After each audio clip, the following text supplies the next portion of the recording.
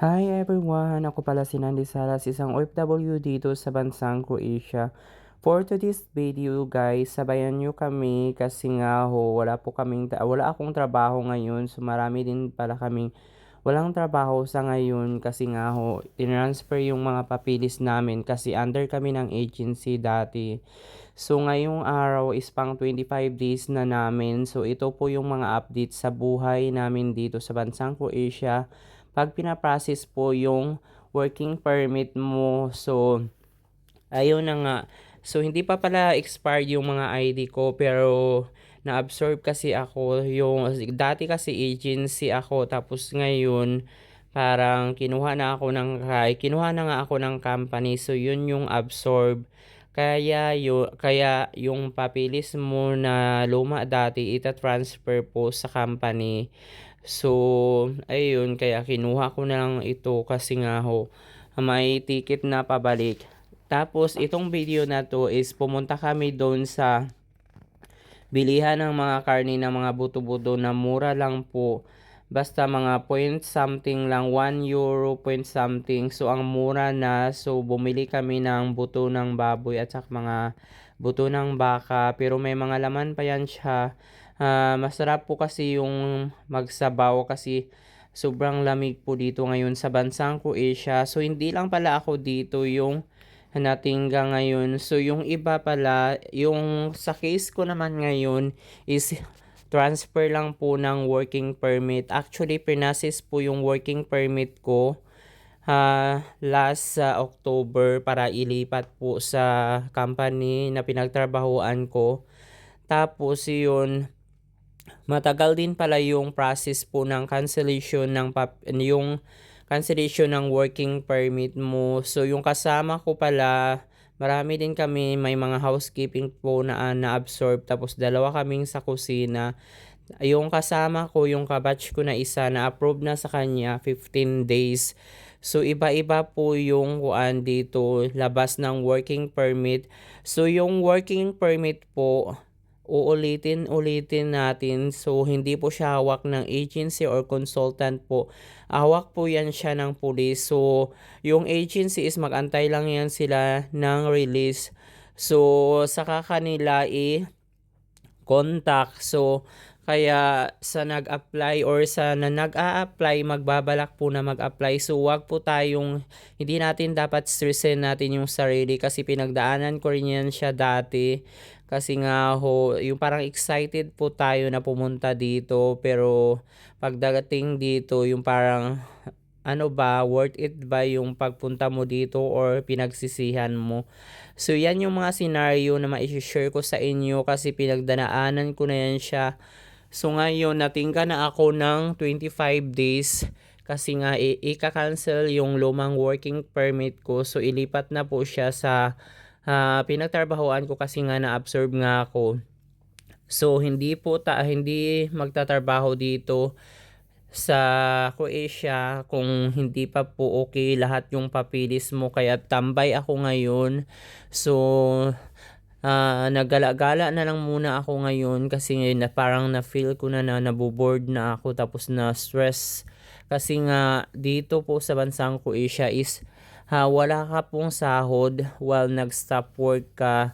Hindi po kagaya sa Middle East na tuloy po yung sahod. Dito po is no work, no pay po dito sa bansang Croatia. So yan lang share ko muna sa inyo. Tapos magdudugtong pa ako ng mga i-share. So sa ngayon is lakad-lakad muna ako, yung gala-gala with friends kasi sa pagbalik ko na ng trabaho is wala na rin akong time. So susulitin ko na yung panahon ngayon na magala-gala muna.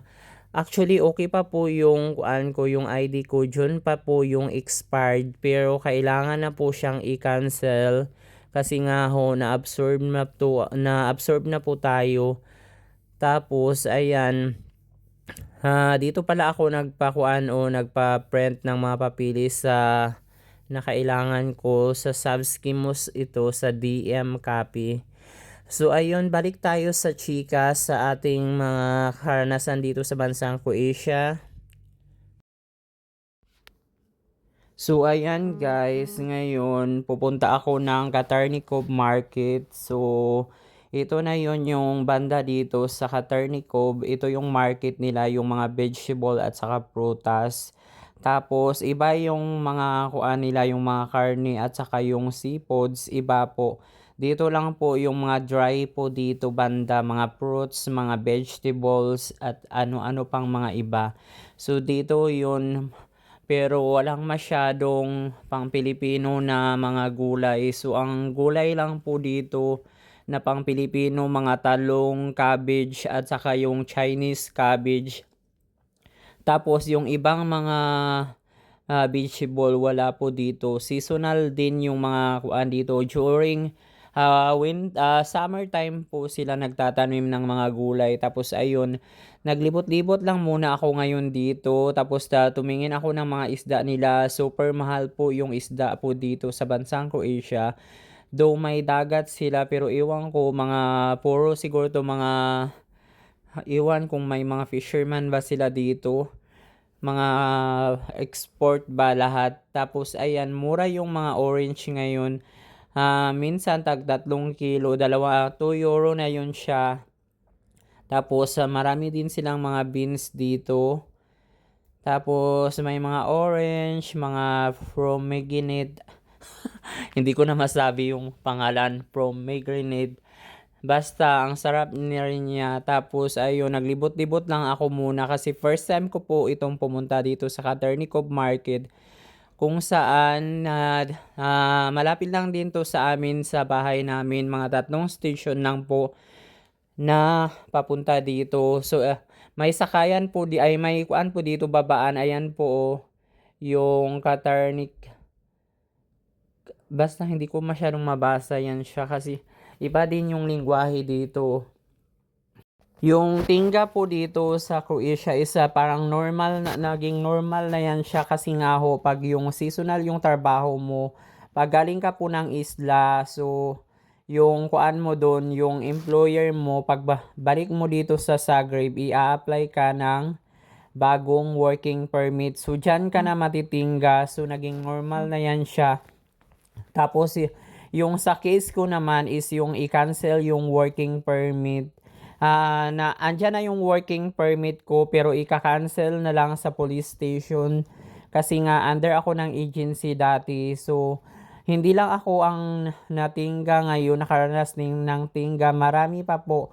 Maraming Pilipino dito na nagantay na more than 3 months po yung iba sa natingga talaga. So sortihan lang din dito pag may yung agency mo na may accommodation silang na i-provide sa iyo, pero kung wala silang ma-provide sa iyo, so yung accommodation is bayaran mo yun. So yan po yung mga kalakaran dito kaya siya natitingga kasi nga ho, pag i-apply ka ng bagong employer, hindi ka maka-start kung once na hindi ka maka-approve sa working permit mo. So din diyan din ako bumibili pala sa Sabatch, yung mga groceries diyan. Mura lang po 'yan sa Sabatch na mga groceries. Marami silang mga branches po dito sa bansang Croatia. Kung kung andito na kayo, i-search nyo lang siya sa Google kasi ang rami nila branches po. Yan po. Tapos balik tayo sa working permit. So yung working permit ngayon isa napakabagal po yung usad po kasi yung working permit is hindi po siya hawak ng agency or ng company. Inaantay lang nila yan na lumabas sa police station. Once na mag-email na siguro yung police na andyan na yung kuan mo, ganyan yung working permit. So dyan na sila na time na mag-reach out sa mga agency kung saan yan sila kasi naka-indicate naman siya sa pag-apply. So ayan po yung mga ganyan pong bagay po dito sa sa bansang Croatia. Yung working permit po yung pinakamatagal. Basta yung sa akin madali na lang to kasi nga in-apply po ako ng working permit ng October pa. So ngayon January na siya. So andyan na yung working permit ko pero ika-cancel pa po yung luma kong working permit sa agency tapos ilipat po sa bago kong company kaya natagalan. Pero yung kasama ko po is 15 days po yung process ng cancellation ng working permit niya. Nag-start na siya.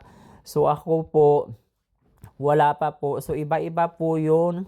Iba-iba po, hindi po siya sabay-sabay na approve. So iba-iba po tayo ng mga madadanasan dito sa bansang Croatia. Pero i-share ko lang po yung mga nadadaanan ko or yung mga experience para makuan kayo ba, ma-aware sa mga nangyayari po dito kung ano pong nangyayari. So mahal po dito yung mga seafoods like mga fish.